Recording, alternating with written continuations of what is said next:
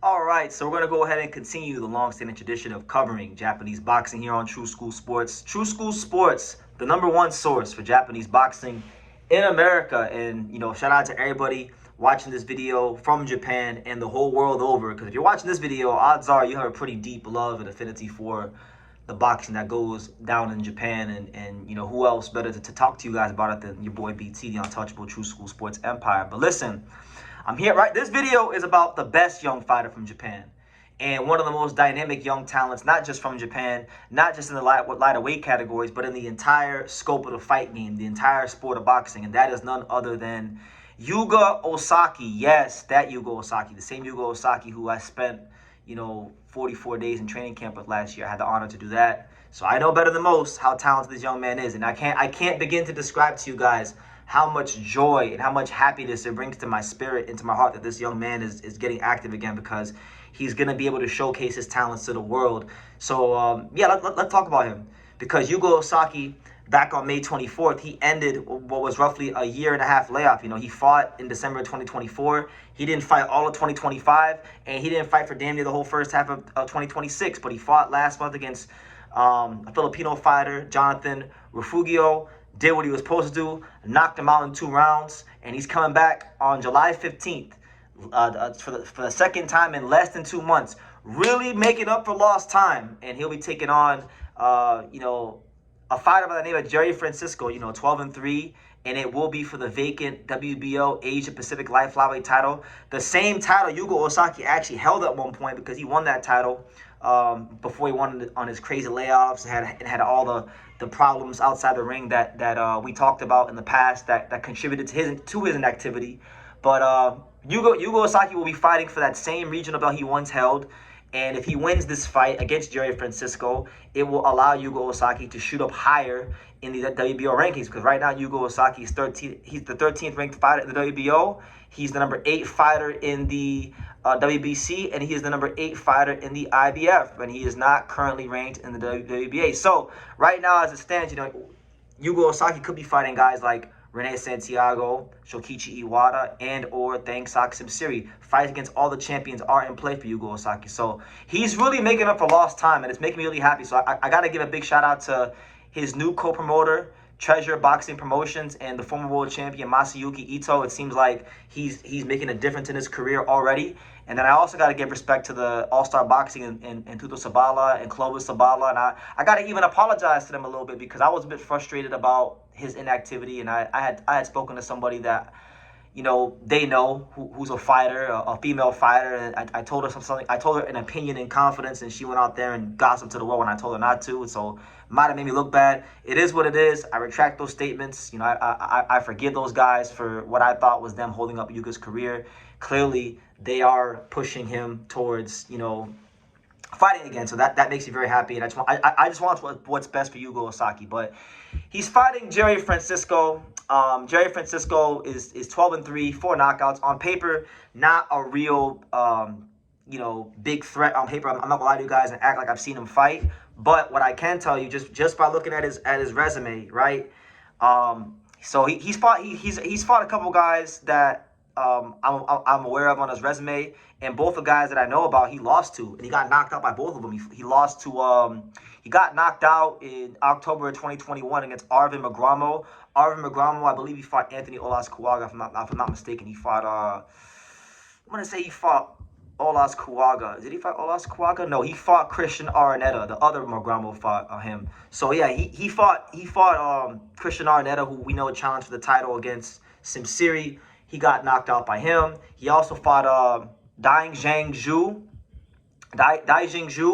who knocked him out in 7 rounds. Zhu right now is actually the current mandatory for the IBF 105-pound champion Pedro Tajuran. So those are all fighters that are like, one guy is a clear world level fighter, the other guy is a fringe world level fighter. He's got knocked out by both those guys, and I'll tell you guys like this: Yuga Ozaki is one of the most talented fighters from featherweight on down in the sport of boxing. You guys may not know it yet, but he is. He was a silver medalist in the Asian Games.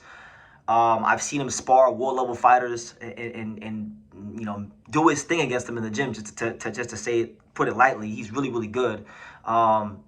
Very talented fighter, a guy that can box, a guy that can punch, a guy that can counterpunch, footwork, pivots. I mean, the only thing I can really say about Yuga that might get him into trouble is, I think, defensively, especially when he backs up.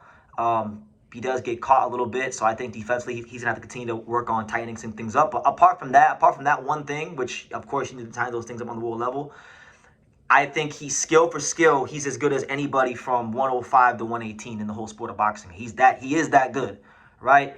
So this kid Francisco, he should beat him, and it's gonna be a real highlight for Yuga's career, because Yuga is gonna be headlining, not just fighting, but headlining at the illustrious Korakuen Hall. And every great Japanese fighter you can name that in the sport of boxing right now, from Naoya Inoue to Junto Nakatani to Kenshiro Taraji, the majority, I would say 98% of the best Japanese fighters in history have fought at Korakuen Hall. So it's a rite of passage, and I'm glad he gets to do that. Build his fan base a little bit. It seems like Treasure Boxing Promotions is investing more into doing shows in Tokyo, because I know that the show with what's his name, with Masataka Taniguchi and Rene Santiago, that was at Korakuen Hall, right? And so it's good to see for Yuga. So I think he should beat Jerry Francisco, and after that, I really do feel like they'll be able to take the safety at the Glock and let Yuga fight someone in the top 5 of one of the ranking organizations. Like I'm thinking someone like a Masataka Taniguchi, former champion, or a Christian Arietta, former world title challenger, or like someone like that, Jairo Noriega. After this fight, I want Yuga to fight someone in the top 5 of one of the sanctioning bodies, world title challenger, and then I think probably in the first 3 to 4 months of next year, he should be fighting for a world title, and I think he'll win a world title. There really isn't a guy in the light flyweight division that I wouldn't feel comfortable putting him in the ring against. He's actually that good, guys. Like, he's actually gonna be somebody that makes a lot of noise, and it would really shock me if Yuga Ozaki by this time next year isn't a world champion. And I'm not sitting here in June of 2027 talking about Yuga Ozaki making his first world title defense. That's how highly I rate him. He's really, really good. But yeah, he's fighting this guy Jerry Francisco, a guy who has experience. He's fighting at Korakuen Hall, a venue that is going to allow him to build his name a bit more in the Japanese boxing market. And this fight's about him looking good. It's about him looking sensational. It's about him shooting up the rankings and making up for lost time, because he had a lot of roadblocks he had to overcome outside the ring, from his previous gym in Osaka, wanting a very high release fee to just all kinds of stuff. I don't even want to get into all of it. Anyway, that's the past. We're not worried about the past. We're concerned about the future, and that future for Yuga Ozaki does include him being active, staying sharp, and fighting in a world title fight quickly and swiftly, and being one of those top fighters in these weight classes, one of the faces of Japanese boxing. And I've said it many times, and I'll say it again. If this young man puts his skills all the way together and continues to get better and continues to get his experience, and if he fulfills what I think his potential is, I don't just see him as a world champion, and I don't even see Yuga Ozaki just as a guy that could be a 3 or 4 division champion.